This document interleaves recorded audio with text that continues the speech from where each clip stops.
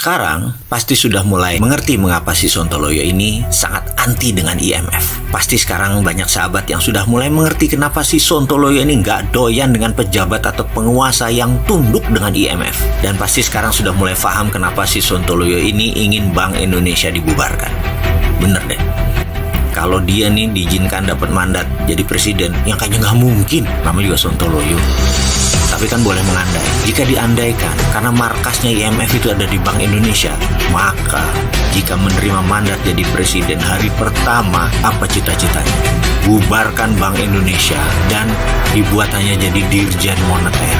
Karena kalau Dirjen Moneter kan berada di bawah Kementerian Keuangan, artinya di bawah jabatan politik. Jadi, kalau kita bilang print money berdasarkan proyek, maka Bank Indonesia karena jadi Dirjen Moneter akan melaksanakan perintah presiden. Karena presiden kan jabatan politiknya dibantu oleh para menteri. Itu kan undang-undangnya begitu. Tapi kalau sekarang print money, Bank Indonesia bilang nggak boleh, IMF bilang nggak boleh. Kita nyembah IMF. IMF itu dewa, maha benar. Bahkan sumpah Quran jabatan dia pun berani dilanggar demi taat dengan IMF. Itu ceritanya kenapa kita sebel atau anti IMF. Kita lanjut ceritanya.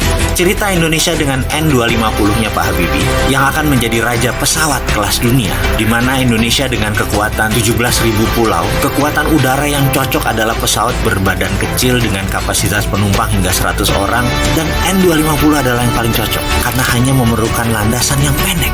Mendadak mimpi itu dimatikan oleh IMF untuk syarat menerima hutang IMF atas sebuah serangan currency warfare yang dilakukan oleh IMF memakai proksi tangannya George Soros di tahun 97-98. Sekali lagi, George Soros itu proksinya Amerika untuk memukul Indonesia dengan currency warfare dari rupiah 2.500 mendadak menjadi 15.000 dalam waktu sekian bulan, dan itu semua adalah by design agar Indonesia tunduk dan patuh kepada Amerika, kepada IMF. Benar deh.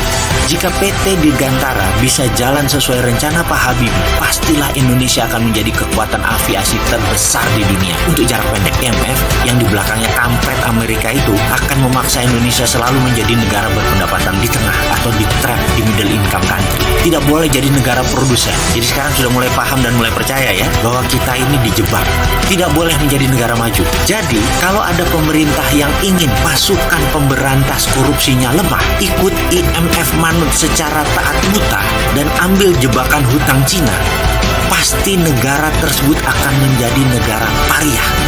Sekali lagi, mudah-mudahan banyak sahabat yang nggak ngerti apa itu negara pariah. Dan mudah-mudahan pemerintah Indonesia saat ini ada pemerintah yang amanah. Partai politiknya benar-benar cinta rakyat. Pejabatnya bukan pemuja Keynesian. Tidak takut pada inflasi. Sehingga Indonesia tidak kena jebakan IMF. Indonesia tidak terkena jebakan hutang Cina. Indonesia tidak terkena jebakan hutang ekspor atau ekspor debt. Kita semua tahu pejabat kita pintar-pintar. Kedepan menterinya adalah menteri zaman now, anti hutang, membangun proyek infrastruktur dinamis, bukan statis, dan mulai melakukan new economic model yang anti Keynesian. Kedepan, 5 tahun ini pasti Indonesia jadi negara maju. Tidak memuja Cina, apa-apa Cina, menyelesaikan masalah melalui Cina, apa-apa menyelesaikan masalah melalui Belt Road Initiative. Tidak lagi, Indonesia 5 tahun ke depan sudah independen. BPJS rusak, Cina alasannya, itu dulu. Ke depan tidak, semuanya sudah pinter. Pejabat politiknya legowo, semua tidak minta jabatan dan semua tidak menekan presiden. Dan presidennya penuh terobosan solutif. KPK-nya kuat, Indonesia tidak hutang lagi. Pasti ini terjadi. Yang saat ini ada isu KPK dilemahkan, itu hanya halusinasi. Itu nggak akan terjadi. Ini semua karena pejabat negara mendengar suara rakyat, termasuk tidak jadi pindahkan ibu kota. Lebih baik BPJS Kesehatan dibenahi terlebih dahulu dan membuat rakyat sehat baru pindahkan ibu kota. Jujur, saya membuat video ini sambil memohon. Mudah-mudahan video ini benar, bukan video halu.